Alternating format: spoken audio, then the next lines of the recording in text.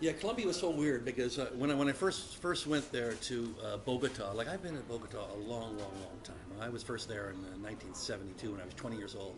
It was the most terrifying place in the world. More kidnappings were happening there than anywhere else in the world combined. Okay, without question, the most dangerous place.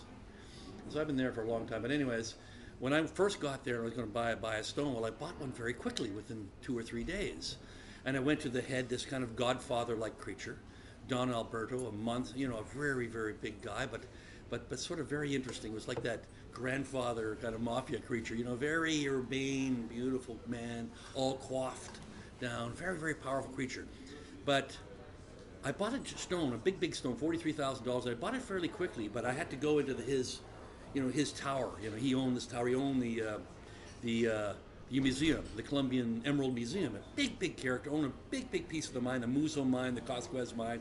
Owned big swaths of emerald source. And of course, emeralds from Colombia are everything in the emerald world. Right? The biggest source, the best source. And you really want an emerald, you get a Muso emerald, a Cosquez emerald from Colombia.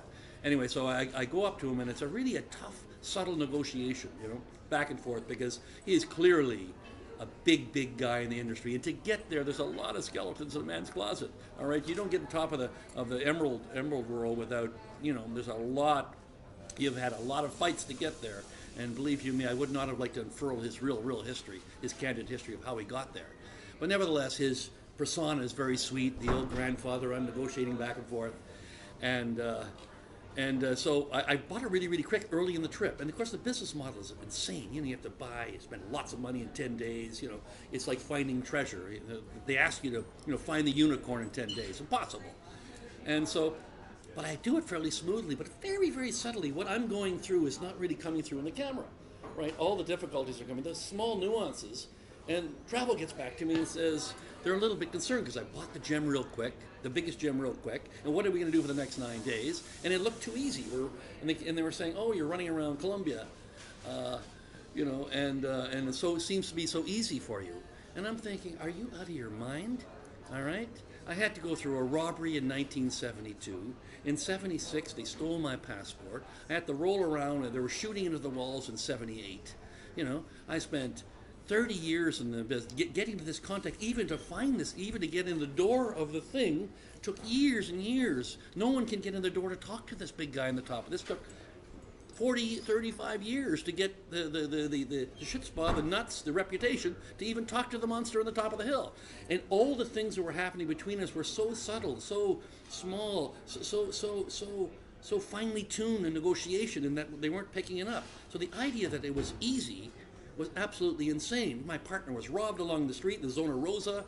The guy we talked to before was shot at. All this was part of this, the ambience of this deal. So is it simple? My God, not simple whatsoever. It's small little things. I know he's very macho.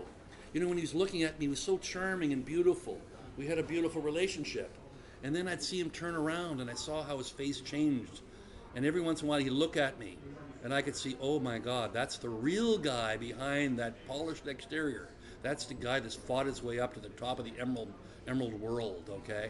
This guy, in some ways, is a monster, okay? And he turns back to me. Now, I love this guy. He's a monster I can deal with. I'm a monster myself.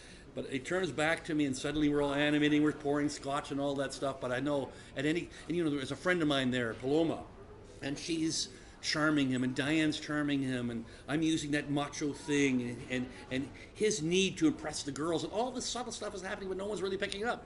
So when they say it was easy, you go talk to the Godfather and try to negotiate something. It's not easy. It took a long time to get there, and very dangerous business, and you better have the subtle tools to know when to